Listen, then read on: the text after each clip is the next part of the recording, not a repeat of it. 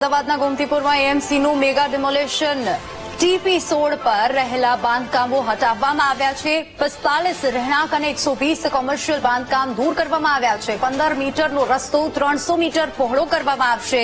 સાથે જ રસ્તો પહોળો કરવા માટે 500 મીટરમાં દબાણો હટાવવામાં આવ્યા છે। આ ડિમોલેશનની કામગીરી હાલ ચાલી રહી છે। હાથખાઈ 4 રસ્તાથી અંબિકા 4 રસ્તા જે જગ્યા છે તે છે હાથખાઈ 4 રસ્તાથી અંબિકા 4 રસ્તા સુધી ડિમોલેશન કરવામાં આવી રહ્યું છે। એએમસીએ 2007માં આપેલી નોટિસમાં અમલવારી કરી અને નોટિસ આપ્યા પછી વિવાદ હાઈકોર્ટમાં પહોંચ્યો હતો અને હાઈકોર્ટમાંથી લીલી ઝંડી મળતા જ કોર્પોરેશને કાર્યવાહી શરૂ કરી છે। સ્વેચ્છાએ મકાન ખાલી કરવા તંત્રએ 15 દિવસ પહેલા નોટિસ આપી હતી। સ્થાનિકોએ રમઝાન સુધી કાર્યવાહી ન કરવાનો સમય માંગ્યો હતો અને અત્યારે જે સમાચાર મળી રહ્યા છે તે પ્રમાણે ગોમતીપુરમાં તંત્રનું મેગા ડિમોલેશન ચાલી રહ્યું છે। 15 મીટરનો રસ્તો 300 મીટર પહોળો કરાશે અને રહેણાંક મકાન અને કોમર્શિયલ બાંધકામ તોડી પાડવામાં આવ્યા છે। તો તંત્રએ 15 દિવસ પહેલા નોટિસ આપી હતી અને અમદાવાદના ગોમતીપુર વિસ્તારમાં એએમસીનું અત્યારે મેગા ડિમોલેશન ચાલી રહ્યું છે, જેના દ્રશ્યો આપ સ્ક્રીન ઉપર જોઈ શકો છો। 15 મીટર રસ્તાને લઈને આ કામગીરી ચાલી રહી છે। 16 નંબરની ટીપી શહેરકોટા ટીપીને રીડીપીને અમલ આજે હાથીખાઈ 4 રસ્તાથી અપ્સરા સિનેમા સુધી કરવામાં આવી રહ્યું છે। મૂળ વાત એવી છે કે 15 વર્ષ જૂની રીડીપી છે, એનો અમલ ચાલુ છે અને એ અમલ માટે છેલ્લા 1 મહિનાથી હું અને મારા સાથી કાઉન્સિલરના તમામ આગેવાનો સાથે મેયર સાહેબને મળ્યા, ડેપ્યુટી મેયર સાહેબને મળ્યા, કમિશનર સાહેબને મળ્યા, ડેપ્યુટી કમિશનર સાહેબને મળ્યા।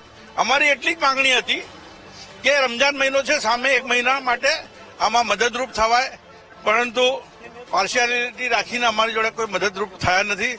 બીજી વાત એ છે કે અમદાવાદ શહેરની અંદર 100 રીડીપી એવી છે જે હજુ સુધી પેન્ડિંગ છે। તો આજે જ્યારે 100 રીડીપી અમલની બાકી હોય, તમે પર્ટિક્યુલર એક કોઈક સામાજિક રીતથી માનસિક ધરાવતા હોય એ પ્રમાણેનું વર્તન થઈ રહ્યું છે, એ યોગ્ય ના કહેવાય। અમે અમારી રીતથી અમારા સ્ટેજ ઉપર જ્યારે ગઈકાલે પણ અમે બોર્ડની અંદર અમારા નેતા શહેજાદ ખાન અમે આ તમામ રજૂઆતો કરી ચૂક્યા છે અને હવે ફરી આજે અથવા તો આજે તો રજા છે પણ કમિશનર સાહેબને સોમવારે ફરી મળીને એમને વળતર મળે અને એમને જે નુકસાન થયું છે, જે ખોટી રીતે જેનું નુકસાન છે એમાં મદદરૂપ થાય એવી અમારી લાગણી છે। આ રોડ લાઇનની અંદર 120 કોમર્શિયલ જેવા બાંધકામો છે અને 45 રેસિડેન્શિયલ જેવા બાંધકામો છે। 2007માં નોટિસ આપ્યા બાદ અરજદારો દ્વારા નામદાર હાઈકોર્ટમાં પિટિશન એવું દાખલ કરવામાં આવ્યું હતું, જેનો નિકાલ થઈ ગયેલ છે। એટલે આ રોડ લાઇનની કામગીરી કોર્પોરેશન દ્વારા ચાલુ કરવામાં આવી છે। કેટલા મીટરની અંદર હવે કાલિદાસ મિલ 4 રસ્તાથી લઈ અને અંબિકા મિલ 4 રસ્તા સુધી 500 મીટરના રોડની અંદર 500 મીટરની લંબાઈના રોડમાં આપણે આ કામગીરી કરીએ છીએ।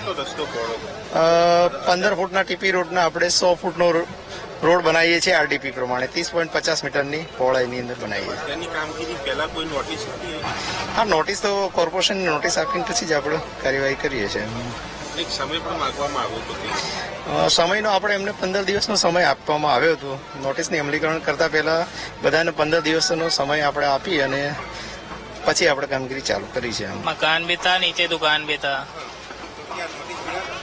दिया था ना 15 दिन पहले नोटिस दिया था, फिर 15 दिन बाद बात हुई थी, जाके मीटिंग वोटिंग हुई थी, तो ये हुआ कि रमजान बात करेंगे।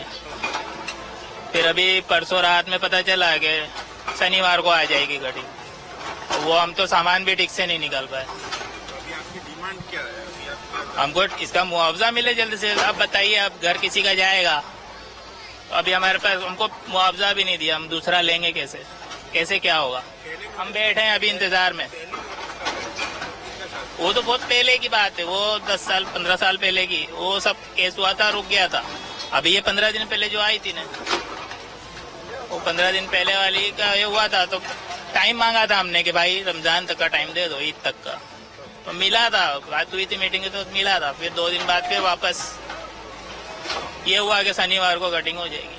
અમદાવાદ શહેરમાં તબક્કાવાર ગેરકાયદેસર બાંધકામો દૂર કરી રહ્યા છે, ત્યારે આજે ગોમતીપુર જે ચારતોડા કબ્રસ્તાન મસ્જિદ છે તેની પાસેના રસ્તા ઉપર આવેલા બાંધકામોને દૂર કરવામાં આવી રહ્યા છે. આ જોઈ શકાય છે કે અહીંયા બુલડોઝર જે છે તે ફેરવવામાં આવી રહ્યું છે અને અંદાજે 100 થી વધારે કોમર્શિયલ બાંધકામ, 40 થી વધારે રહેણાંક બાંધકામ જે છે તેને આ દૂર કરવાની કામગીરી 500 મીટરના રસ્તા ઉપર કરવામાં આવી છે.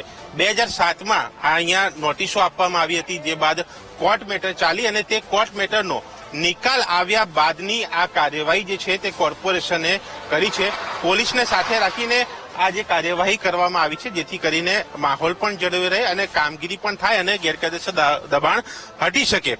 આ એક પ્રક્રિયા જે છે તે આજે રહી હતી અને આ પ્રક્રિયા થતા ઘણા એવા લોકો છે કે જેમને પોતાનું રહેણાંક અથવા તો ધંધાનું સ્થળ જે છે તે ગુમાવવું પડ્યું છે.